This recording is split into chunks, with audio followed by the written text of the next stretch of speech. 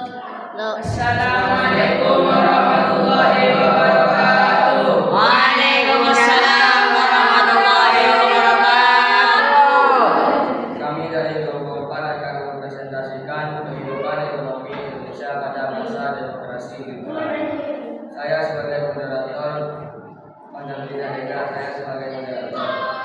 Teman saya Muhammad Zaini sebagai materi pertama. Mereka nama saya Ulami sebagai materi kedua. Saya sebagai materi ketiga. Saya Zaini sebagai materi keempat. Kepada materi pertama untuk menyampaikan materinya.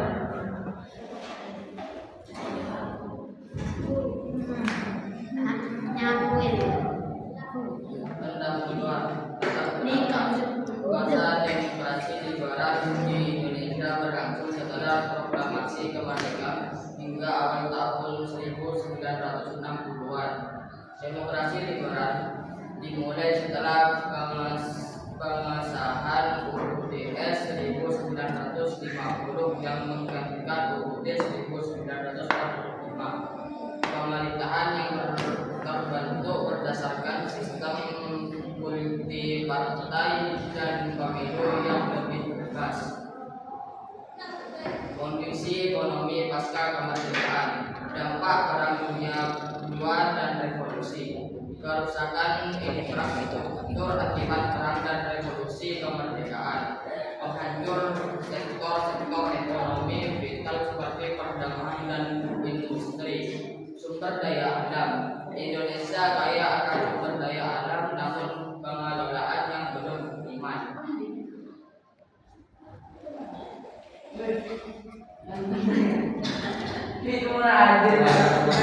Kedua untuk menyampaikan materinya.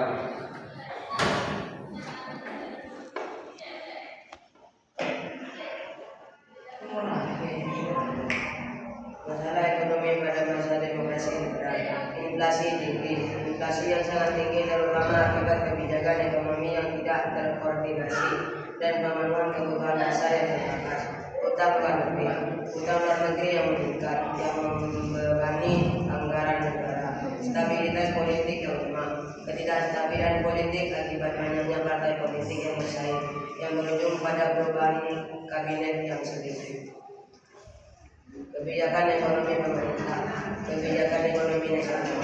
Pemerintah mencoba menerapkan kebijakan ekonomi nasional dengan memperkenalkan berbagai program untuk memperbaiki perekonomian seperti program pembangunan nasional dan penutupan bank negara. Kebijakan agraria. Upaya untuk mereformasi sistem agraria dan mendistribusikan tanah kepada petani kecil, industri dan infrastruktur. Pembangunan infrastruktur meskipun terbatas dan upaya untuk membangun industri dasar. Pada materi ketiga untuk menyampaikan materinya.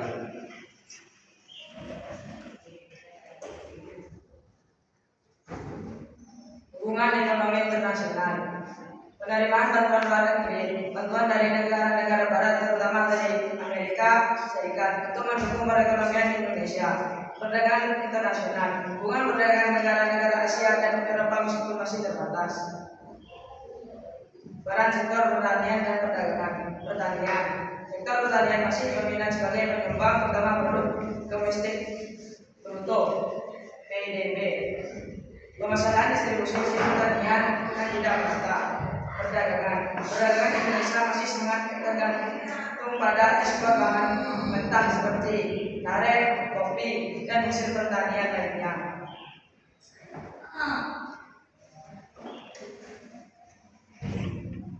Kepada materi keempat untuk menyampaikan materinya.